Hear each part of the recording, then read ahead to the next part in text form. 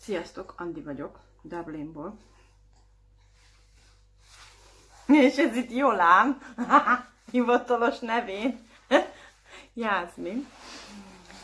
És ő egy unassisted home birth-tel született, magyarul, nem is tudom, hogy van magyarul.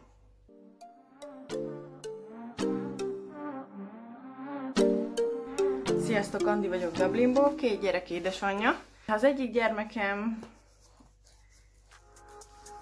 természetes módon született, a másikkal viszont mindent megkaptam, ami a nagykönyvben van kivéve a csász. Ő volt az első.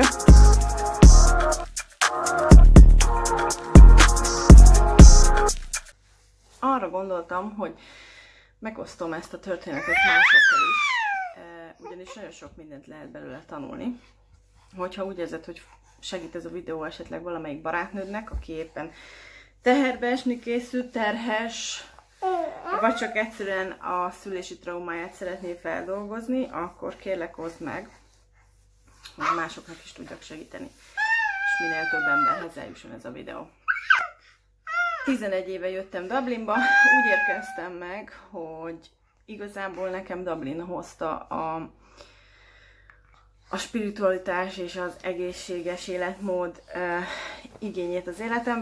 Azért volt ez érdekes igazából megemlíteni, mert az első terhességemnél is én, mint már terapeuta, mint egy olyan ember, aki holisztikus szemléletmódot követ, nekem nagyon fontos volt, hogy ne okozzak traumát tulajdonképpen a babámnak.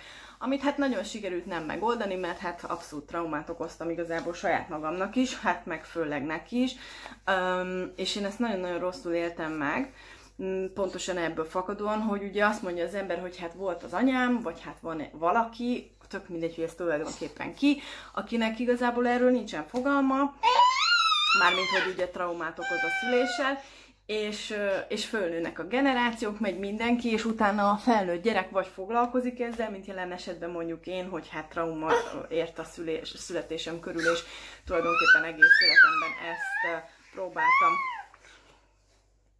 kukázni, és tulajdonképpen valljuk be, hogy mindannyian ezt próbáljuk kukázni. Azt hiszem, ezt a babát le kell tenni aludni. Igaz? Tutulja. Na, akkor ennek ennyi. Na, hát nem sikerült letennem aludni. De lehet, hogy össze fogom tudni ezt hozni. Közben ő levette. Persze, hogy levette. Tartottam az előző videónál,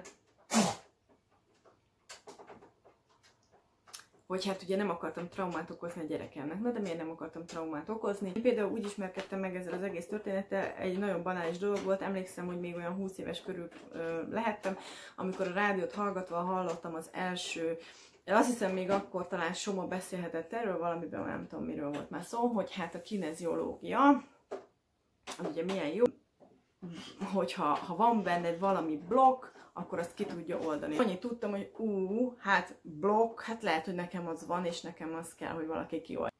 Jó, de hát ugye a legtöbb problémát az okozza az egész életünknek, hogy érkezünk a világra, tehát szokták is mondani, hogy ahogy születsz, úgy élsz.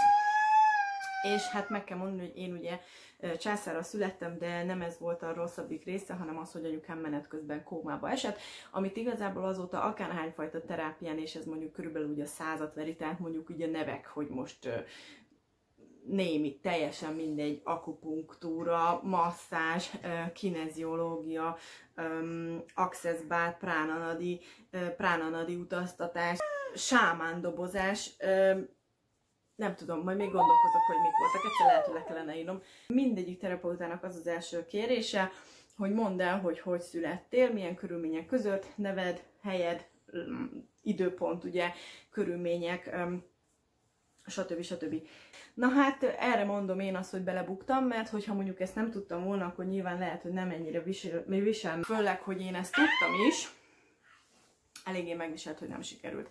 Tehát kb. Ezt egy ilyen bukásnak éreztem, azt éreztem, hogy a gyerekemet én sérítettem tulajdonképpen, hiszen az első szülésem fogó szülés volt, és indítás és gátmetszés is, amit el tudsz képzelni. A Császáron kívül az ég adta egyet a világon, a listáról mindent megkaptam, amit nem szerettem volna. Mondom, hogy egy évig tartott, hogy mindenféle terápiával, most jó, nyilván nem naponta mentem, de hogy tehát mondjuk egy haláleset is történt a családban rögtön utána, úgyhogy így a szülés utáni depressziótól kezdve a minden egyszerre volt rajtam, és gyász és stb. Tehát azért volt mit dolgozni megint. Nagyon nehezen tettem túl magamat azon tulajdonképpen, hogy ezt okoztam, hogy a fogóval kellett már tulajdonképpen kihúzni belőlem, és hogy én ezzel egy felsérülést okoztam.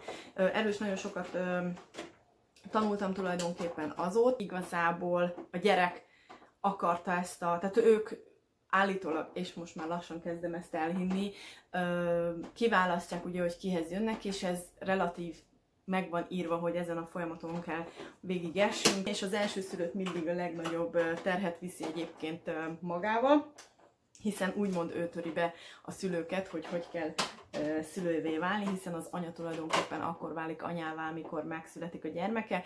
Hát az apa az egy kicsit más tészta, ők általában vagy fel tudnak zárkózni, vagy nem. Ha nem, olyankor szokott egyébként a kapcsolatban elég erős, durva probléma bekövetkezni, de ez megint egy más téma. Együtt születik meg a gyermek és az anya. Na, az mondjuk nem ez a témához volt kapcsolódó, de teljesen mindegy. A lényeg az, hogy így indult el ez az igény bennem, ezután a nagyon rossz élmény után, hogy egy, abszolút nem akarok második gyermeket, kettő, tudtam, hogy ha igen, akkor ahhoz rohadt sok idő kell, mert ezt fel kell dolgoznom, fizikai, lelki és szellemi szinten is, tehát nagyon durván szét voltam esve fizikailag is, fájdalmaim voltak.